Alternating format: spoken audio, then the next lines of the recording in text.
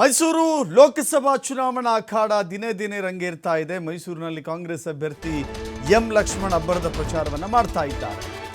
ಚಾಮುಂಡೇಶ್ವರಿ ಕ್ಷೇತ್ರದಲ್ಲಿ ಎಂ ಲಕ್ಷ್ಮಣ್ ಪರ ಯತೀಂದ್ರ ಸಿದ್ದರಾಮಯ್ಯ ಮತಬೇಟೆ ಮಾಡ್ತಾ ಇದ್ದಾರೆ. ಮೈಸೂರು ಕ್ಷೇತ್ರದಲ್ಲಿ ಕಾಂಗ್ರೆಸ್ ಪ್ರಚಾರಕ್ಕೆ ಬಹಳ ದೊಡ್ಡ ರೆಸ್ಪಾನ್ಸ್ ಸಿಗ್ತಾ ಇದೆಯಂತೆ. ಪ್ರಚಾರದ ವೇಳೆ ಕೇಂದ್ರ ಸರ್ಕಾರದ ವಿರುದ್ಧ ಎಂ ಲಕ್ಷ್ಮಣ್ ವಾಗ್ಬಾಣ ಬಿಟ್ಟಿದ್ದಾರೆ. ಬಿಜೆಪಿಯವರು ದೇಶವನ್ನು ಸಾಲದ ಸುಳಿಗೆ ನೂಕಿದ್ದಾರೆ. ಅಭಿವೃದ್ಧಿ ಕೆಲಸ ಮಾಡದೆ ಬಿಜೆಪಿಯವರು ಬರೀ ಸುಳ್ಳು ಹೇಳ್ತಾರೆ. ಬಡವರ ರಕ್ತ ಹೀರಿ ಶ್ರೀಮಂತರ ಅಭಿವೃದ್ಧಿ ಮಾಡ್ತಾ ಇದ್ದಾರೆ. ಆದರೆ ನಾವು ಜನರ ಪರವಾಗಿದ್ದೇವೆ. ಈ ಬಾರಿ ಕಾಂಗ್ರೆಸ್ ಗೆಲ್ಲುತ್ತೆ. ಮೈಸೂರಿನಲ್ಲಿ TV5 ಜೊತೆ ಕಾಂಗ್ರೆಸ್ ಅಭ್ಯರ್ಥಿ ಎಂ ಲಕ್ಷ್ಮಣ್ ಒಂದು ಮಾತುಕತೆಯನ್ನು ನಡೆಸಿದ್ದಾರೆ.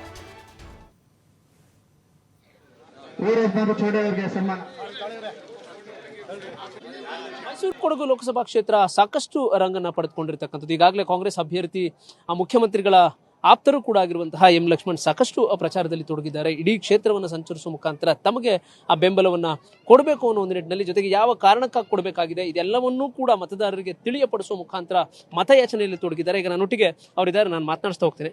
ಸರ್, ಮುಖ್ಯವಾಗಿ ಹೆಂಗಿದೆ ರೆಸ್ಪಾನ್ಸ್, ಹೆಂಗಿದೆ? ಇದೇ ಮೊದಲು ಲೋಕಸಭೆಗೆ ಸ್ಪರ್ಧೆ ಮಾಡ್ತಾ ಇದ್ದೀರಿ, ಜನ ಯಾವ ರೀತಿ ರೆಸ್ಪಾನ್ಸ್? ಅಲ್ಲ, ಮೈಸೂರು ಕೊಡಗು ಲೋಕಸಭಾ ಕಾನ್ಸ್ಟಿಟ್ಯೂನ್ಸಿ ಭಾಳ ಪ್ರತಿಷ್ಠೆಯಾಗಿ ನಾವು ಕಾಂಗ್ರೆಸ್ ಪಕ್ಷದ ಮುಖಂಡರುಗಳು, ಮಾನ್ಯ ಮುಖ್ಯಮಂತ್ರಿಗಳು DK ಶಿವಕುಮಾರ್ ಸಾಹೇಬರು ಎಲ್ಲ ತೆಗೆದುಕೊಂಡಿರುವಂಥದ್ದು ನಮ್ಗೆ ಗೊತ್ತಿರುವಂಥ ವಿಚಾರ. ನಾನು ಹೊರಗಡೆಯಿಂದ ಬಂದಿರುವಂಥ ವ್ಯಕ್ತಿ ಅಲ್ಲ. ನನ್ನ ವಿರುದ್ಧ ಯಾವುದೇ ಕಳಂಕ ಇಲ್ಲ. ನಾನು ಕ್ಲೀನ್ ಇಮೇಜ್ ಇರುವಂಥ ಒಬ್ಬ ವ್ಯಕ್ತಿ. ಮೈಸೂರಿನಲ್ಲಿ ಕಳೆದ 30 ವರ್ಷಗಳಿಂದ ನಿರಂತರವಾಗಿ ಜನಸಾಮಾನ್ಯರ ಪರವಾಗಿ, ಅಭಿವೃದ್ಧಿ ಪರವಾಗಿ ಹೋರಾಟಗಳನ್ನು ಮಾಡ್ಕೊಂಬಂತಿರುವಂಥ ವ್ಯಕ್ತಿ. ಸೊ ನನಗೆ ಒಳ್ಳೆಯ ವಾತಾವರಣ ಇದೆ. ಎಲ್ಲ ಕಡೆಯೂ ನನಗೆಲ್ಲೂ ಅಪಸ್ವರ ಅನ್ನುವಂಥದ್ದಿಲ್ಲ. ಯಾವ ಸಭೆಯಲ್ಲೂ ನನ್ನ ವಿರುದ್ಧ ಎಲ್ಲೂ ಯಾರೂ ಒಬ್ಬರು ವ್ಯಕ್ತಪಡಿಸಿಲ್ಲ. ಭಾಳ ಖುಷಿ ಪಡ್ತಾ ಇದ್ದಾರೆ ನನಗೆ ಕಾಂಗ್ರೆಸ್ ಪಕ್ಷ ಟಿಕೆಟ್ ಕೊಟ್ಟಿರುವಂಥದ್ದು. ಸೊ 100ಕ್ಕೆ 100ರಷ್ಟು ನಾವು ಗೆಲ್ತೀವಿ ಅನ್ನುವಂಥದ್ದು ನನಗೆ ಭರವಸೆ ಇದೆ.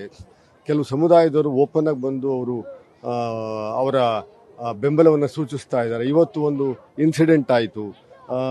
ಅಖಿಲ ಭಾರತ ವೀರಶೈವ ಲಿಂಗಾಯತ ಸಮುದಾಯದ ಆಲ್ ಇಂಡಿಯಾ ಚೇರ್ಮನ್ ಅವರು ನಮಗೊಂದು ಪತ್ರವನ್ನು ಕೊಟ್ಟಿದ್ದಾರೆ, ನನಗೆ ಸಪೋರ್ಟನ್ನು ಮಾಡಿ. ಸೊ ಈ ಪತ್ರ ಓಪನ್ ಸ್ಟೇಜಲ್ಲಿ ಅವರೇ ಬಂದು ಬಿಡುಗಡೆ ಮಾಡಿ ಅನೌನ್ಸ್ ಮಾಡಿದ್ರು. ಸೊ ಅವರು ಇಲ್ಲಿ ಭಾಳ ಸ್ಪಷ್ಟವಾಗಿ ಅಧ್ಯಕ್ಷರು ಹುಲಿಕಲ್ ಶಿವಗಂಗಯ್ಯ ಅನ್ನುವರು ಕೊಟ್ಟಿರುವಂಥ ಪತ್ರ. ಈ ರೀತಿ ನನಗೆ ಎಲ್ಲ ಸಮುದಾಯದವರು ಬೆಂಬಲವನ್ನು ಸೂಚಿಸ್ತಾ ಇದ್ದಾರೆ. ಒಂದು ಅವಕಾಶವನ್ನು ನನಗೆ ಸಿಗುವಂಥದ್ದು ಎಲ್ಲ ಸಂಪೂರ್ಣವಾದಂಥ ನಂಬಿಕೆ ಇದೆ. ಸೊ ಅದರ ಬೇಸಿಸ್ ಮೇಲೆ ನಾವು ಕ್ಯಾನ್ವಾಸ್ ಮಾಡ್ತಾ ಇದ್ದೀವಿ. ಮುಂದಿನ ದಿನಗಳಲ್ಲಿ ಮತದಾರರು ಏನು ಮಾಡ್ತಾರೆ ಅನ್ನುವಂಥದ್ದು ನೋಡೋಣ, ಕಾದು ನೋಡೋಣ. ಮುಖ್ಯಮಂತ್ರಿಗಳು ತಾವು ವಕ್ತಾರರಾಗಿ ಮಾಡಿದಂತಹ ಕಾರ್ಯ ಇರಬಹುದು, ಅದು ನಿಮ್ಮ ಪಕ್ಷಕ್ಕೆ ಸಾಕಷ್ಟು ಲಾಭವನ್ನು ಮಾಡಿಕೊಟ್ಟಿದೆ. ಜೊತೆಗೆ ಎದುರಾಳಿ ಪಕ್ಷಗಳೆಲ್ಲ ಒಂದು ವೈಫಲ್ಯಗಳಿಂದ ಇದನ್ನೆಲ್ಲವನ್ನು ಕೂಡ ಪ್ರಶ್ನೆ ಮಾಡ್ತಾ ಇದ್ದಾರೆ. ಈ ಒಂದು ಹಿನ್ನೆಲೆಯಲ್ಲಿ ಮುಖ್ಯಮಂತ್ರಿಗಳು DK ಶಿವಕುಮಾರ್ ಸ್ವತಃ ಪ್ರತಿಷ್ಠೆಯಾಗಿ ತೆಗೆದುಕೊಂಡು ತಮ್ಮ ಪರವಾಗಿ ಸಾಕಷ್ಟು ಕೆಲಸ ಮಾಡ್ತಾರೆ.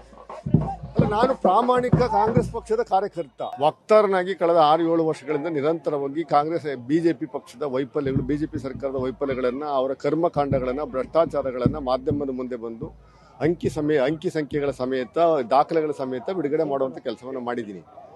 ನನಗೆ ಭಾಳ ಖುಷಿ ಆಗ್ತಾ ಇದೆ. ಒಬ್ಬ ಕಾರ್ಯಕರ್ತನಿಗೆ, ಒಬ್ಬ ಸಾಮಾನ್ಯ ಕಾರ್ಯಕರ್ತನ ಗುರುತಿಸಿ ಕಾಂಗ್ರೆಸ್ ಪಕ್ಷ ಟಿಕೆಟ್ ಕೊಟ್ಟಿರುವಂಥ, ಅದು ಪ್ರಮುಖವಾಗಿ ಸಿದ್ದರಾಮಯ್ಯನವರು, ಈ ಜಿಲ್ಲೆಯವರು, ಅವರ ಸ್ವಕ್ಷೇತ್ರದಲ್ಲಿ ನನಗೆ ಸಿದ್ದರಾಮಯ್ಯ ಸಾಹೇಬರು ಅವಕಾಶ ಕೊಟ್ಟಿರುವಂಥದ್ದು ನನಗೆ ಭಾಳ ಹೆಮ್ಮೆ ಇದೆ.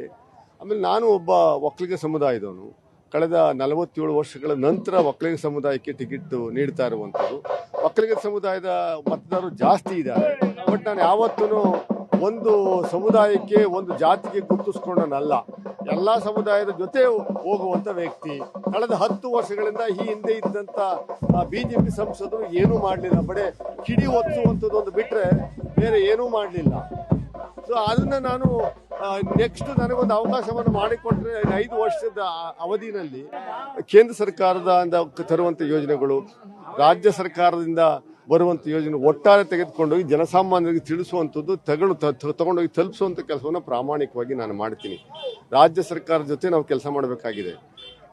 ರಾಜ್ಯ ಸರ್ಕಾರದ ರೆಪ್ರೆಸೆಂಟೇಟಿವ್ ಬೇರೆ, ಕೇಂದ್ರ ಸರ್ಕಾರದ ರೆಪ್ರೆಸೆಂಟೇಟಿವ್ ಬೇರೆ ಆದರೆ ಎರಡು ಕವಲ್ದಾರಿನಲ್ಲಿ ಹೋಗ್ತವೆ ಹೊರತು ಒಟ್ಟಾರೆ ಏನೂ ಮಾಡೋಕ್ಕಾಗಲ್ಲ. ಬರೀ ಭಾಷಣಗಳ ಮೂಲಕ ಬರೀ ಬೆಂಕಿ ಹತ್ತಿಸುವಂಥದ್ದು ಒಂದು ಬಿಟ್ಟರೆ ಬೇರೆ ಏನೂ ಮಾಡಲಿಲ್ಲ ಬಿಜೆಪಿ ಸಂಸದರುಗಳು.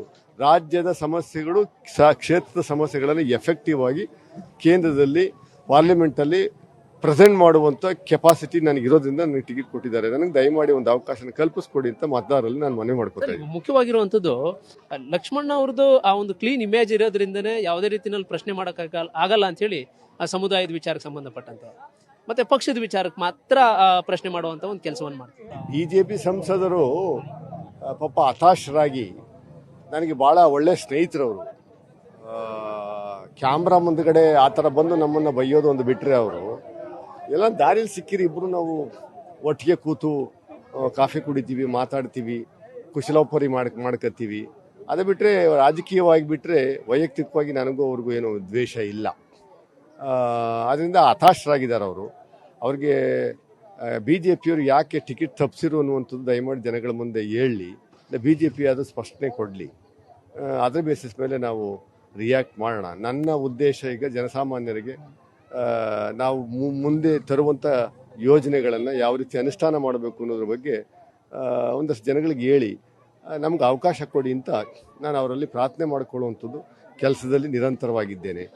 ಇವರಿಗೆ ಕೊಡುವಂಥ ಸ್ಟೇಟ್ಮೆಂಟ್ಗಳಿಗೆಲ್ಲ ರಿಯಾಕ್ಟು 26ರ ನಂತರ ಮಾಡೋಣ.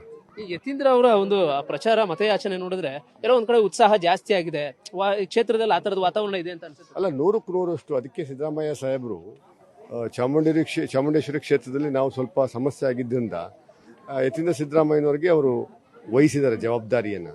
ಅವರೇ ಈಗ ಎಲ್ಲ ಪಂಚಾಯತಿಗಳಿಗೆ ಹೋಗುವಂಥ ಕೆಲಸವನ್ನು ಮಾಡ್ತಾ ಇದ್ದಾರೆ. ಸೊ ಅವರ ಜೊತೆಯಲ್ಲಿ ನಾವೆಲ್ಲ ಹೋಗ್ತಾ ಇದ್ದೀವಿ. ನಮ್ಗೆ ಒಳ್ಳೆ ರೆಸ್ಪಾನ್ಸ್ ಸಿಗ್ತಾ ಇದೆ.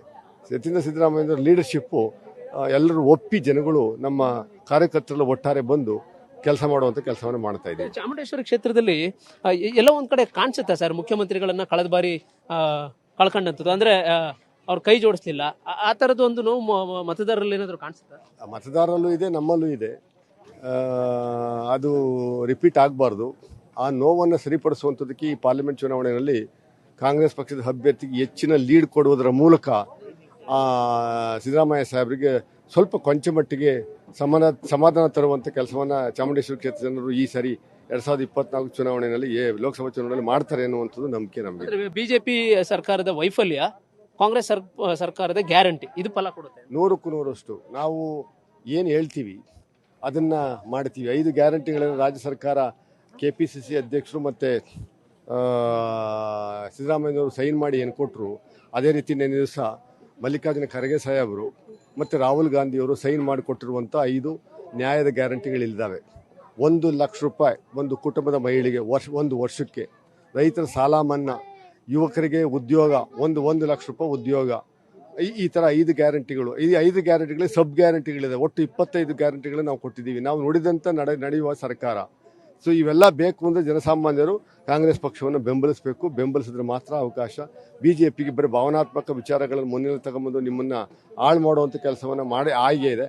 ಮತ್ತೆ ಅದಕ್ಕೆ ಅವಕಾಶ ಕೊಡಬೇಡಿ ಅಂತ ನಾವು ಕಾರ್ಯಕರ್ತೆಯಿಂದ ಮನವಿ ಮಾಡ್ತೀವಿ. ಇದು ಕಾಂಗ್ರೆಸ್ ಅಭ್ಯರ್ಥಿ ಎಂ ಲಕ್ಷ್ಮಣ್ ಅವರ ಮಾತುಗಳು. ಮುಖ್ಯವಾಗಿ ಈ ಒಂದು ಕ್ಷೇತ್ರದಲ್ಲಿ ಮುಖ್ಯಮಂತ್ರಿಗಳ ಒಂದು ಪ್ರಭಾವ ಇರಬಹುದು, ಜೊತೆಗೆ DK ಶಿವಕುಮಾರ್ ಅವರ ಪ್ರಭಾವ ಇರಬಹುದು, ಜೊತೆಗೆ ಯತೀಂದ್ರ ಸಿದ್ದರಾಮಯ್ಯನವರ ಒಂದು ಕಾರ್ಯವೈಖರಿ ಇರಬಹುದು, ಜೊತೆಗೆ ಇಲ್ಲಿ ಬಿಜೆಪಿ ಸರ್ಕಾರ ಮಾಡಿರ್ತಕ್ಕಂಥ ಆಡಳಿತ ವೈಫಲ್ಯ ಏನಿದೆ, ಜೊತೆಗೆ ಕಾಂಗ್ರೆಸ್ ಸರ್ಕಾರ ಕೊಟ್ಟಿರ್ತಕ್ಕಂಥ ಸೌಲಭ್ಯಗಳೇನಿದ್ದಾವೆ, ಇವೆಲ್ಲವೂ ಕೂಡ ನನಗೆ ಕೈ ಹಿಡಿಯುವ ಅನ್ನೋ ವಾತಾವರಣ ಈಗ ಸಂಪೂರ್ಣವಾಗಿ ನಿರ್ಮಾಣವಾಗಿದೆ. ಹೀಗಾಗಿ ಗೆಲ್ಲುವಂತಹ ವಾತಾವರಣ ಈಗ ನನಗೆ ನಿರ್ಮಾಣವಾಗಿದೆ, ನನಗೆ ಗೆಲ್ಲುವಂತಹ ವಿಶ್ವಾಸವಿದೆ ಅಂತ ಅನ್ನೋ ಮಾತುಗಳು. ಕ್ಯಾಮರಾ ಪರ್ಸನ್ ನಂದೀಶ್ ಜೊತೆ ಪುನೀತ್, TV5 ಮೈಸೂರು.